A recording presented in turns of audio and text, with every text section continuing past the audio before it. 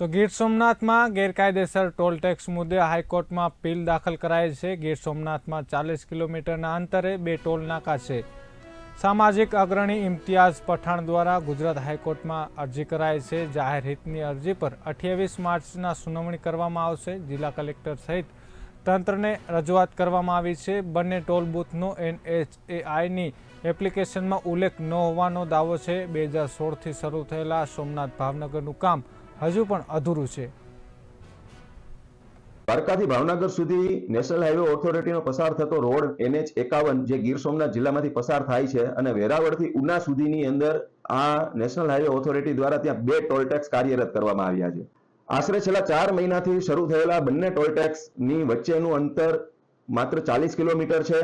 2022ના March મહિનામાં દેશની સંસદની અંદર રોડ અને ટ્રાન્સપોર્ટ મિનિસ્ટર નીતિન ગડકરી દ્વારા એક એવું સ્ટેટમેન્ટ આપવામાં આવેલું હતું કે 2 ટોલ ટેક્સ વચ્ચેનું જે અંતર હોય એ 60 કિલોમીટર હોવું જરૂરી છે। 60 કિલોમીટરની અંદર કોઈ પણ ટોલ ટેક્સો આવતા હશે એ ગેરકાયદેસર ગણાશે અને એને બંધ કરવામાં આવશે। પણ અહીંયા તો ઉલટી ગંગા છે કે આશરે 4 મહિના પહેલા 2 ટોલ ટેક્સ કાર્યરત કરવામાં આવ્યા અને બંને ટોલ ટેક્સ વચ્ચેનું અંતર માત્ર 40 કિલોમીટર છે। સાથે સાથે આ જે રોડ છે એનું કામ 2016ની અંદર આ પ્રોજેક્ટ શરૂ થયો ત્યારથી લઈને અત્યાર સુધીમાં પૂર્ણ નથી થયું। એટલે કે આ જે ટોલ ટેક્સ જે જગ્યા ઉપર ઉઘરાવવામાં આવે છે એ વેરાવળથી ઉના સુધીમાં અનેક ઓવરબ્રિજોનું કામ બાકી છે, અનેક ડાયવર્ઝન છે, રોડ ઉપર વીજપોલ છે, વાહન ચાલકોની સલામતી જોખમાય એ રીતે જોખમી ભરી રીતે કામ ત્યાં અત્યારે શરૂ છે। માનો કે બ્રિજની ઉપર કામ શરૂ હોય ને નીચેથી સર્વિસ રોડ ઉપરથી વાહનો પસાર થતા હોય આ પ્રકારની જોખમ ભરી રીતે પણ કામગીરી શરૂ છે।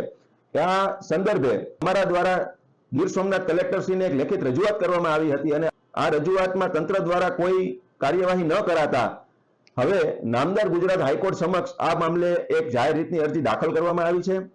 આ PILની અંદર અમારી માંગ એવી છે આ બંને ટોલ ટેક્સ 40 કિલોમીટરની અંદર છે તો એનું અંતર યોગ્ય કરવામાં આવે। સાથે સાથે ટોલ ટેક્સ જે છે એ કામ હજી પૂરું નથી થયું શરૂ કરી દેવામાં આવ્યા છે એ કામ પૂરું ન થાય ત્યાં સુધી આ ટોલ ટેક્સને બંધ કરવામાં આવે અને અત્યાર સુધી જે 4 મહિનાથી જે ટોલ ટેક્સ ઉઘરાવવામાં આવ્યો છે તમામ વાહન ચાલકોને એમના એકાઉન્ટની અંદર તમામ વાહન ચાલકોને પૈસા પરત કરવામાં આવે।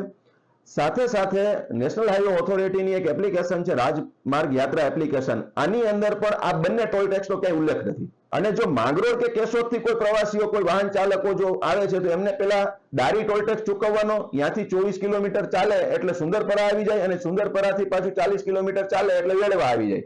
એટલે ટૂંકા અંતરની અંદર પણ લોકોને 3 વાર 2 વાર ટોલ ટેક્સ ચૂકવવા પડે છે।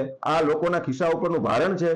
અમને ન્યાયપાલિકા ઉપર ન્યાયતંત્ર ઉપર સંપૂર્ણ ભરોસો છે કે આ અરજીના આધાર પણ ન્યાયતંત્ર ખૂબ ગંભીરતાથી આની નોંધ લઈ અને જે તે કોઈ પણ જવાબદાર લોકો હશે એમની સામે કાર્યવાહીના આદેશ આપશે। સાથે સાથે આ ટોલ ટેક્સની અંદર જે પ્રજા પરનું જે ભારણ છે એમાં ન્યાયતંત્ર યોગ્ય નિર્ણય આપશે।